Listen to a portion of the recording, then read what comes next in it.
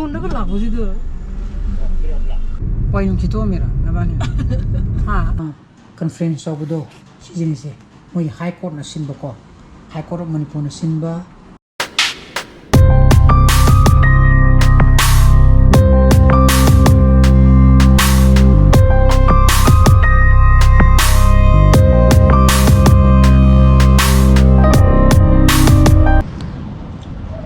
Good morning guys, welcome back to my channel.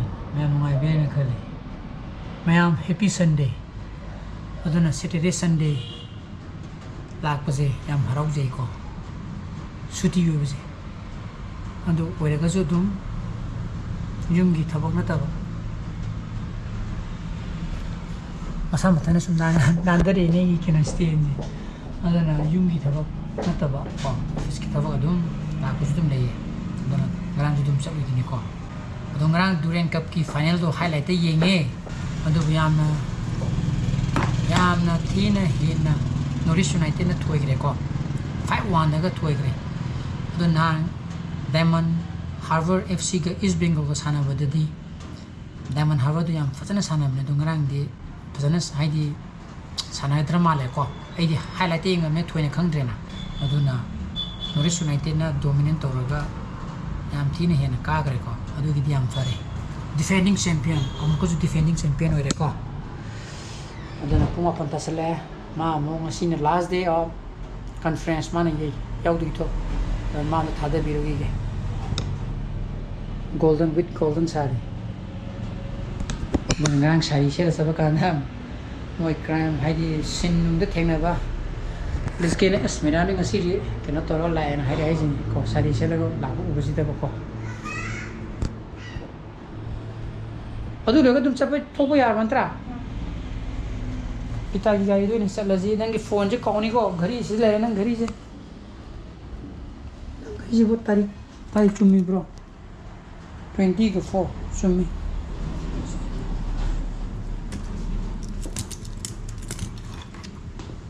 जी नुपाई घरी तो नहीं बोगा हमारे सुगम अपा को कोई नुपी है क्या है कोई नुपी थी मचा देगी smile we strap ko to masago idana madu kya palm dabne ba dan mane bulky hoiba fare de leiro na keshogi edifice ni kai no ina gari so loge se ba ina gari so loga ana thada birugi ge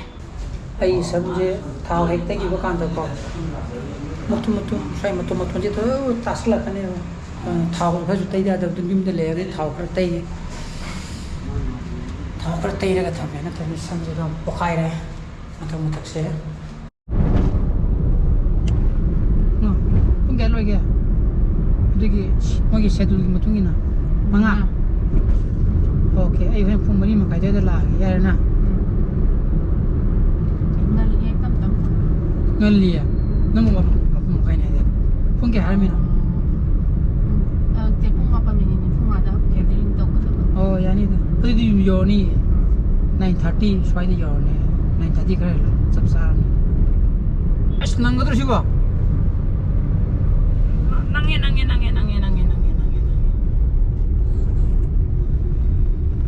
ai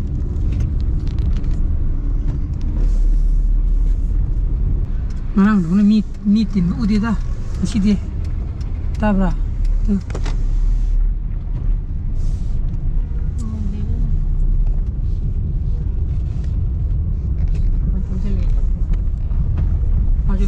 maju yo la yang ni thai kham mu ga ko thong cha da ei lo sai ka ei kun de chang i mini le to ek thor pa jo EON da la bo ji de ko kai no khala ba ja la khang ni thau de na phone ngare ko tare chak cha thwe ngarang gi hiền thùng đua cái này chắc gai gì chắc chắn phải lùi ra cả tum thế thì là gì đi nên nhìn tum được quý ra cái gì mà có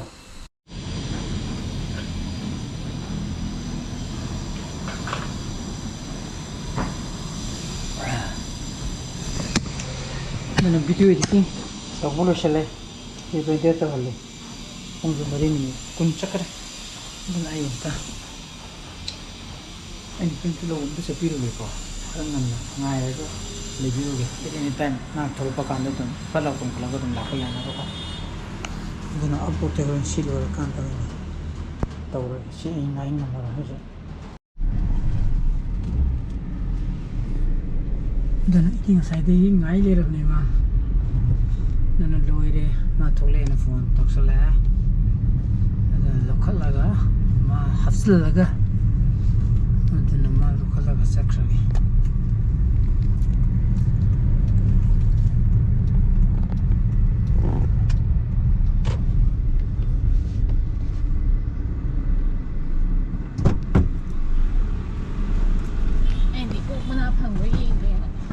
kare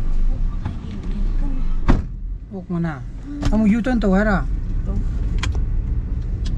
all I can U-turn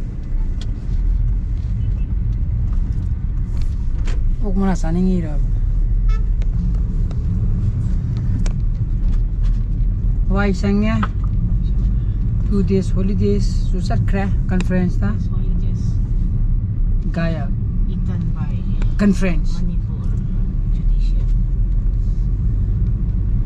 kino atay di kanam lang na doon no di ba may Wait, check Freda. Manam last kailan kita niyo. oh why yung kito mira naman ha suki ga hugatan na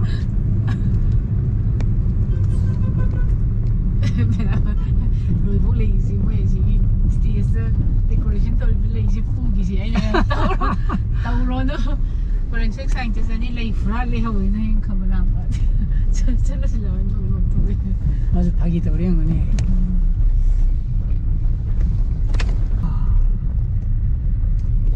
실사기 해라 객도 한 개 해라.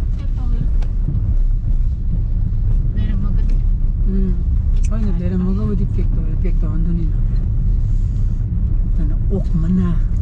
사니 보도도 춤춤 빠트기네. 세능 시다 항어. आई घर आवांग तो सकल का खाम हुए हम यार हाँ आँखों आँखों हाँ ऐसे देखिए नहीं वो बोलो मुझे सिमी हम लोग दुकान से चीज़ें आता इधर पंग रही दिखाएं दे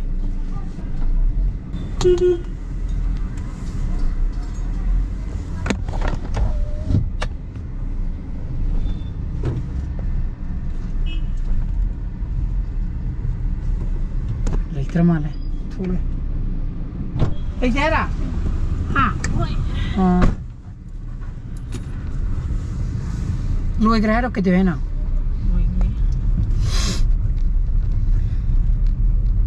tare yum de chalas pum ipam khai ta kre nang dang ko sam zahara mulu bane các bên tập của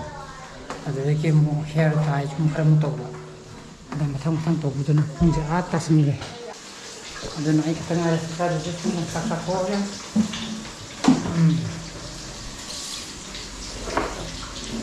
sini ni kau ada nak sampau lah sam juga pok muka juga dari mutai tu baca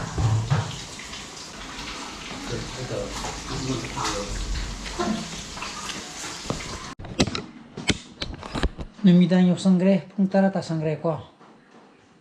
Sa sing to baga ama sum torikanda. Adong asi ngarang dige ini binama conference obudo si jinise. Mo high court na sinba ko. High court of Manipur na sinba 2 days state level conference on NDNPS Act cybercrime and 3 new criminal laws ever. NDNPS Act simili kenu khangre. Cybercrime simili khangya duga 3 new criminal laws ju kainu ju khangde to si inong nong na latest ta passed to give law hum dune ba ko sigi conference ne ba si jima pire mo sigi file cover high gadra to plus sigi 16 GB ki pen drive mo pire ba ko 16 GB ki pen drive sida mo ina happy jina mo ngarang day 1 and day 2 gi conference ꯇꯧꯔꯤꯕ materials ꯃꯌꯥꯝꯗꯣ whether it may be PPT ꯑꯗꯩ PDF ꯀꯩꯀꯥ materials ꯃꯌꯥꯝꯗꯣ ꯂꯣꯏꯅꯃꯛ ꯁꯤꯗ ꯍꯥꯞꯄꯒ ꯄꯤꯔꯛꯄ ꯍꯥꯏꯇꯥꯔꯦꯀꯣ ꯑꯗꯨꯅ ꯁꯤꯗ 16GB ꯒꯤ ꯄꯦꯟ ꯗ꯭ꯔꯥꯏꯚ ꯑꯃꯒ ꯄꯤꯔꯤ ꯑꯗꯨꯒ ꯄ꯭ꯂꯁ ꯑꯩꯈꯣꯏꯒꯤ ꯃꯤꯜꯇꯟꯒꯤ ꯋꯥꯇꯔ ꯕꯣꯇꯜ ꯑꯃꯒ aduna magi 2 days holidays gone to the state level conference adunita mayam ko aduna mayam ai ngasi blog di matang do senjara ga i blog spam thogadi like to biramo share to bio no viewers oi bio subscribe to biramo ko misam basile bio so please be safe and be healthy bye bye good night ciao